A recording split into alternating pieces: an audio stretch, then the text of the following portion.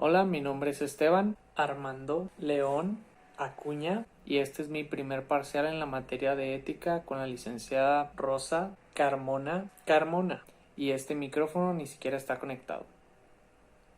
Empecemos. Primero que nada, la ética proviene de la palabra griega ethos, que significa temperamento, conducta o modo de ser, y la ética es aquella rama de la filosofía que se enfoca en el estudio racional de la moral, de la virtud, de la felicidad y del modo de vivir. Después tenemos que la moral proviene de la palabra latina mos, que significa costumbre o hábito. Entonces la moral son aquellas normas o reglas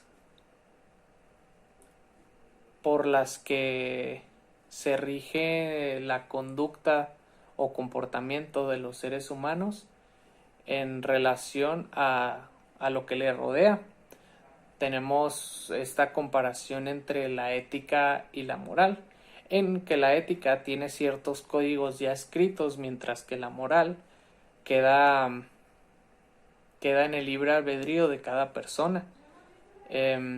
La ética es la actuación de una sociedad en sí, atiende a ella, mientras que la moral es individual. La ética es teórica, mientras que la moral es práctica. Y se trata de la razón, la ética, mientras que la moral la vamos a encontrar en nuestra vida diaria. Después tenemos las características de la ética, la cual primeramente es práctica, ya que la vivimos presente en el transcurso de nuestros días. Es teórica también porque sus conocimientos son puramente racionales. Forma conciencia porque pues actuamos al deber ser de estos comportamientos en sociedad. Enfoca la moral con los valores. Establece principios universales también que no se pueden quebrantar. Orienta el comportamiento de la moral. Y su campo de investigación también es la moral. Y bajo todos estos últimos preceptos podemos percibir que la ética está presente en todo acto humano, ya sea de acción o de omisión. La ética está presente.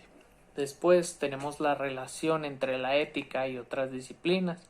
Primero veremos la relación de la ética con la psicología, en la que esta última pues es esa disciplina que estudia el comportamiento, la conducta humana y por qué el humano actúa de esa manera. Entonces la ética también estudia lo mismo. Asimismo también podemos ver la relación entre la ética y la sociología, en la que estudia esto último como en la psicología, pero en un aspecto colectivo, en sociedad, y la ética también abarca esa esfera grupal. Después tenemos la relación entre la ética y la religión, en la que la religión se basa en ciertos principios éticos y de aquí llega a nacer su ideología religiosa, sea cual sea. Después tenemos la relación entre la ética y la economía, en donde la economía es aquella que produce y consume en base al aspecto de vida del ser humano en su subsistencia. Después tenemos la relación entre la ética y el derecho, en donde el derecho es el conjunto de normas jurídicas para conducir la conducta del ser humano, mientras que la ética son normas autónomas, no tienen alguna coacción como lo es en el derecho. Después tenemos la relación entre la ética y la política, en donde los dos, en su sentido filosófico, plantean como su objetivo el bien común. Después tenemos la relación entre la ética y la antropología e historia, en donde estas últimas dos estudian al ser humano y los sucesos que ya han pasado, así como la evolución de este ser humano conforme va pasando el tiempo. Entonces aquí es donde la ética tiene muchas concordancias, ya que también estudia esa evolución cronológica de los comportamientos de ciertos grupos sociales y cómo actuaba y cómo actúa en el presente también su ética. Y por último tenemos la relación entre la ética y la educación, en donde la educación se sabe bien que primeramente la vemos desde nuestra casa, y gracias a una educación y a una buena ética nosotros podemos allegarnos a un mejor bien común en concordancia con nuestros contemporáneos. Después continuamos con los tipos de ética. Primero tenemos la ética de las virtudes, en el cual su primer y principal exponente es Sócrates, en el que explica que la felicidad la vamos a obtener solamente a través de la virtud, de el buen actuar, del buen ser. Después tenemos la ética religiosa, en la que privilegia aquel placer espiritual sobre el corporal, sobre el material. Entonces solamente a través de este placer espiritual vamos a poder ser éticos. Después tenemos al estoicismo, en el que dice que si bien el hombre puede tener impulsos, puede tener pasiones, nosotros podemos ser libres e independientes en el interior. Después tenemos la ética marxista, en la que impone como práctica la acción de producción, el trabajo y la eficacia histórica. Después tenemos la ética axiológica.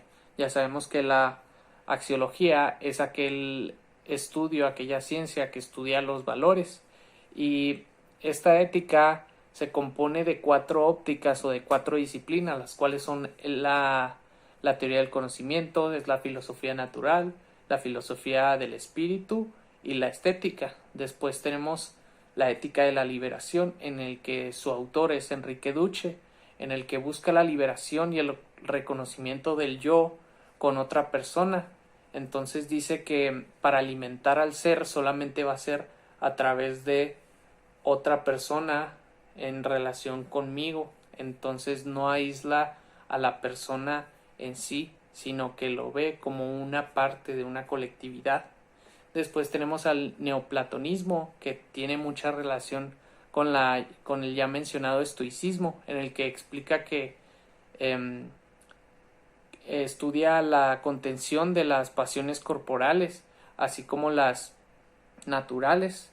Y por último tenemos la ética kantiana, en donde Kant explica que el único fundamento de la norma moral es el deber, y privilegia aquella ley moral para encontrar perfección en el hombre, y va a radicar en aquella voluntad verdadera humana. Después tenemos a la utilidad de la ética. La ética nos sirve para justificar nuestra moral habitual, para justificar nuestras acciones diarias y analizar si son correctas o no lo son. Nos sirve para cuestionar la validez de ciertas normas morales. Entonces podríamos decir que nos establece ciertas normas mínimas para la convivencia sana en comunidad. Después tenemos a la ética como una reflexión filosófica de la moral, en la cual la dividimos en 5. Primero está la moral normativa, que se encarga de guiar el comportamiento humano y es un estudio científico.